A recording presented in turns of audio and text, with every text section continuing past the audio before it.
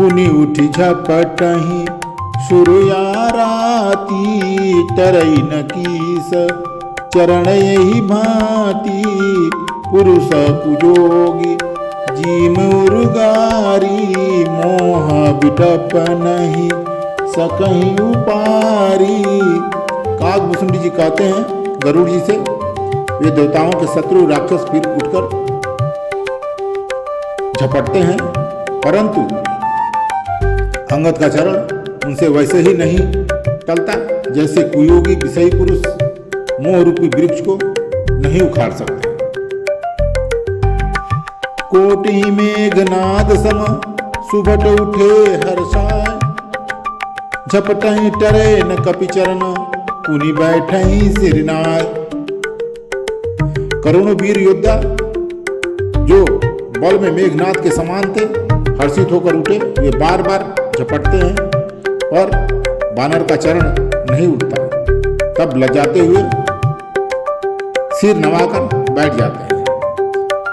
भूमि न चाड़त कपि चरण, देखत रिपु मद भाग, कोटि विघ्न ते संत कर, मन जिमि नीत न त्याग। जैसे करोड़ों विघ्न आने पर भी संत का मन नीति को नहीं छोड़ता, वैसे ही बानर अंगद का चरण पृथ्वी को नहीं छोड़ता। यह देखकर शत्रु रावण का मद दूर हो गया। कपि बल देखी सकल ही हारे, उठाया पु कपि के परचारे, गहत चरण कह बाली कुमारा, मम पद गहे न तोर उबारा। अंगद का बल देखकर सब हृदय में हार गए। तब अंगद के ललकारने पर रावण ने स्वयं उठा। जब वह अंगद का चरण पकड़ने लगा तब बाल कुमार अंगद ने कहा, मेरा चरण पकड़ने से तेरा बचाव नहीं होगा। गहसिन राम चरण सथ जाई, सुनत फिरा मन अति सकुचाई, भयउ तेज हत श्री सब गई, मध्य दिवस जिमि शशि सोहई। अरे मूर्ख, तू जाकर श्री राम जी के चरण क्यों नहीं पकड़ता? यह सुनकर वह मन में बहुत ही सकुचाकर लौट गया।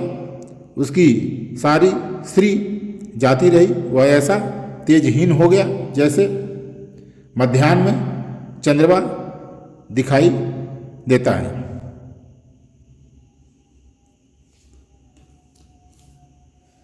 सिंहासन बैठेउ सिर नाई, मानहु संपत्ति सकल गवाई, जगदात्मा प्राणपति रामा, तासु विमुख किमि लह विश्रामा।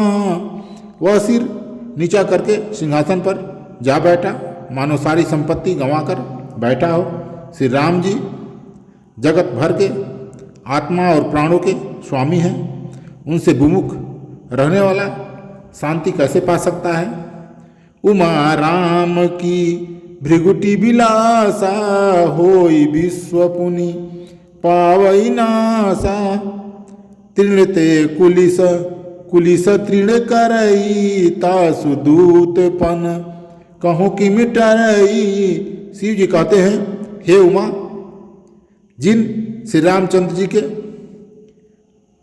भावों के इशारे से विश्व उत्पन्न होता है और फिर नाश को प्राप्त होता है, जो तीर्ण को वज्र और वज्र को तीर्ण बना देते हैं, अत्यंत निर्बल को महान, प्रबल और महान प्रबल को अत्यंत निर्बल कर देते हैं, उनके दूत का प्रण कहो कैसे टल सकता है? पुनि कपि कही नीति विधि नाना, मानन ताहि कालु नियराना, रिपु मद मथि प्रभु सुजस सुनायो, यह कही चलो बाल नृप जायो। फिर अंगद ने अनेकों प्रकार से नीति कही, पर रावण ने नहीं माना, क्योंकि उसका काल निकट आ गया था। शत्रु के गर्भ को चूर करके अंगद ने उसको प्रभु श्री रामचंद्र जी का सुयश सुनाया, चल दिया। आज का प्रसंग इतना ही। जय श्री राम।